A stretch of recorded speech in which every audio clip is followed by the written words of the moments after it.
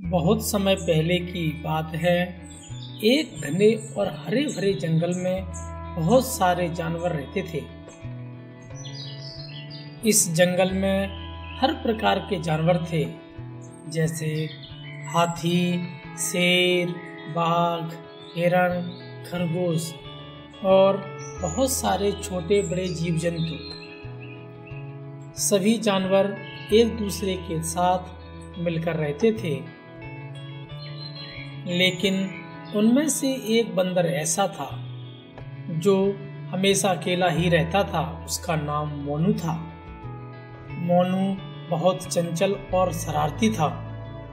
वह हमेशा नए नए खेलों में व्यस्त रहता था और जंगल के किसी भी कोने में घुसकर शरारतें करता रहता था। कभी वह पेड़ों की शाखाओं में झूलता, कभी झाड़ियों में छिपकर किसी को डराता। उसकी ये शरारतें जंगल की बाकी जानवरों को परेशान कर देती थी, लेकिन वे जानते थे कि मोनू का दिल अच्छा है और वह कभी किसी का बुरा नहीं चाहता। मोनू को जंगल में एक पुराने पेड़ के पास खेलने का बहुत शौक था। इस पेड़ के नीचे एक नदी बहती थी जो बहुत ही गहरी और तेज बहाव वाली थी। मोनू ने कभी इस नदी को पार करने की कोशिश नहीं की थी, क्योंकि वह जानता था कि यह बहुत खतरनाक हो सकता है। लेकिन एक दिन मोनू ने सोचा कि क्यों ना वह नदी के पार जाने की कोशिश करे।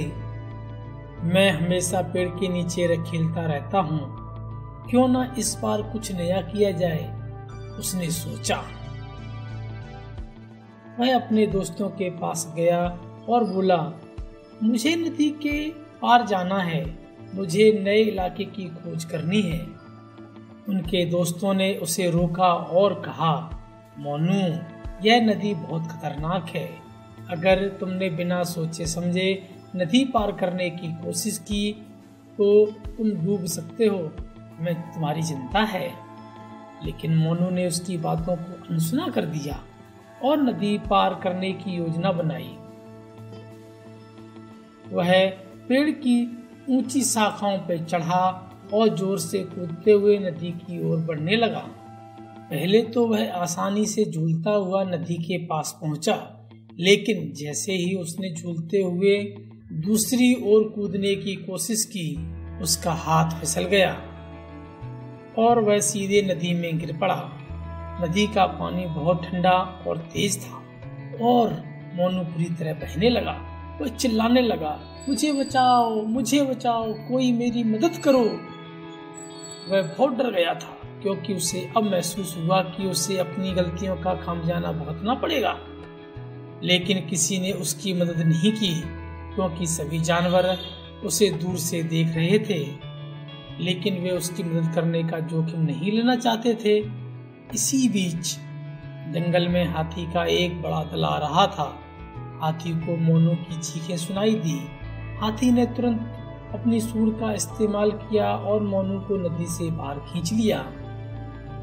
तुम ठीक हो? हाथी ने पूछा। मोनू कांपते हुए बोला, हाँ, अब मैं ठीक हूँ, लेकिन मैंने गलती की है। मुझे अपनी योजना पर फिर से विचार करना चाहिए था। हाथी हंसते हुए बोला, तुमने जो किया वह बहुत जोखिम भरा था, लेकिन अब तुम ठीक हो और यह सबसे महत्वपूर्ण बात है। याद रखो, हमेशा अपनी सीमा जानो और बिना सोचे समझे कदम नहीं उठाओ। मोनू ने सिर झुकाते हुए कहा, हाँ, मुझे अपनी गलती का एहसास हो गया है। अगली बार मैं बिना सोचे समझे कोई कदम नहीं उठाऊंगा। तभी जंगल के दूसरे जानवर भी वहां आ गए और मोनू से कहा, हमें तो तुमसे उम्मीद थी कि तुम्हारी सलाह मानोगे। अब तुमने अपनी गलती मान ली है, यह अच्छा है। मोनू ने अपनी सीख ली और यह वादा किया कि वह अब कभी भी बिना सोचे समझे कोई कदम नहीं उठाएगा। वह हमेशा अपने दोस्तों और बड़े जानवरों की सलाह पर ध्यान देगा। कहीं बहुत दूर एक छोटे से गांव में राजू ने नन्हे तारों के बारे में सुनते थे। वे कहते थे कि नन्हे तारे रात को सबसे ज्यादा चमकते हैं और लोग उनकी रोशनी में खो जाते हैं। इसीलिए हर साल नए साल के दिन लोग इनका इंतजार करते थे ताकि नया साल उनके लिए उजाला भरा हो। गांव में रहने वाले बच्चे भी बहुत उत्साहित थे। नए साल के दिन के लिए वे भी नन्हे तारों की रोशनी को देखने के लिए उत्सुक थे। एक छोटे से लड़के का नाम था राजू। वह बहुत उत्साहित था नन्हे तारों की रोशनी को देखने के लिए। उसने सोचा, मैं भी चाहता हूँ नन्हे तारों की रोशनी में लोगों की मदद करूं। कहीं दूर आसमान से तारा राजू की मन की बात सुन रहा था। वह आसमान से राजू के पास आया और राजू ने उसे अपने पास रख लिया, अपना दोस्त बनाकर। नए साल की रात को जब नन्हे तारे बहुत ही चमक रहे थे, राजू ने एक छोटी सी गुफा बनाई और उसमें नन्हे तारों को सुरक्षित रखा। उसने सोचा, ये तारे मेरी गुफा में सुरक्षित रहेंगे और जब चाहेंगे तो उन्हें दुनिया को दिखा पाऊंगा। सुबह होते ही लोग नए साल के अवसर पर नन्हे तारों की रोशनी खोजने निकले, लेकिन कुछ अजीब हुआ। वे नन्हे तारे नहीं देख पा रहे थे। राजू को देखकर किसी ने पूछा, राजू, तूने नन्हे तारे देखे हैं? राजू ने उत्साहित होकर उन्हें अपनी गुफा ले जाने के लिए कहा। जैसे ही वह गुफा पहुंचा, वह देखता है कि उसकी गुफा में सभी नन्हे तारे आ गए थे। वे तारे राजू से बोले, राजू, तुम्हारी वजह से और प्यार दोस्ती के कारण हम सभी यहाँ हैं। हमें आज अपनी रोशनी से सबको जगमगाकर खुशी देने का मौका मिला है। राजू बहुत खुश था। वह नन्हे तारों के साथ गांव में चला गया और सभी लोगों को नन्हे तारों की रोशनी में खोजने की सलाह दी। बादशाह का मन बहलाव करने के इरादे से बीरबल ने गधे की तारीफ के पुल बांधते हुए कहा, जहांपना, इसके चेहरे से ऐसी बुद्धिमानी झलक रही है कि शायद सिखाने पर यह पढ़ना लिखना भी सीख जाए। बादशाह भी कम नहीं थे। बादशाह ने बात को पकड़ ली और सेवक को आदेश दिया कि वह गधे की रस्सी बीरबल के हाथ में थमा दे। तत्पश्चात उन्होंने कहा, बीरबल, ले जाओ इसे, महीने भर में पढ़ा लिखा कर वापस लाना। बीरबल को यह समझने में देर नहीं लगी कि अगर वह इस काम में विफल हो गया तो नतीजा क्या होगा। ठीक 1 महीने बाद उसी गधे की रस्सी थामे बीरबल दरबार में हाजिर हुए। बादशाह ने पूछा, क्या गधा पढ़ लिख गया है? बीरबल, हाँ जापना, कहते हुए एक मोटी सी पोथी गधे के सामने रख दी। गधा जुबान से पोथी पन्ने पलटने चला गया और तीसरे पन्ने पर पहुंचकर जोर जोर से रेंकने लगा। बीरबल ने कहा, देखिए जापना, अपनी भाषा में किताब पढ़कर सुना रहा है। बादशाह और उसके दरबारी चकित रह गए। बादशाह ने पूछा, बीरबल, तुमने यह चमत्कार कैसे किया? बीरबल ने बड़ी शान से जापना को समझाया। कहा, जापना, पहले रोज मैं मुट्ठी भर घास पोथी की जिद और पन्ने के नीचे रख दी। दूसरे दिन मैंने घास दूसरे पन्ने पर रख दी और पोथी बंद कर दी। गधे ने उसे खोलकर घास खा ली। फिर रोजाना इसी तरह से आगे के पन्ने पलटने लगा। जहां घास नहीं मिलती वहीं गधा गुस्से से रेंकने लगता। बादशाह बीरबल की चतुराई पर मुस्कुराए बिना नहीं रह पाए या नहीं रह सके। सारे दरबारी भी उसकी तारीफ करने लगे। सुनहरी धूप से नहाया हुआ एक छोटा सा गांव था, सुखपुर। इस गांव में 3 दोस्त रहते थे, राजू, मुकेश और चतुर सुजान। सुजान अपनी तेज बुद्धि और समझदारी के लिए पूरे गांव में मशहूर था। वह मुश्किल से मुश्किल समस्या का हल खोज निकालता था। राजू एक सीधा साधा लेकिन मेहनती लड़का था। उसे खेतीबाड़ी में रुचि थी और वह अपने पिता के साथ खेतों में काम करता था।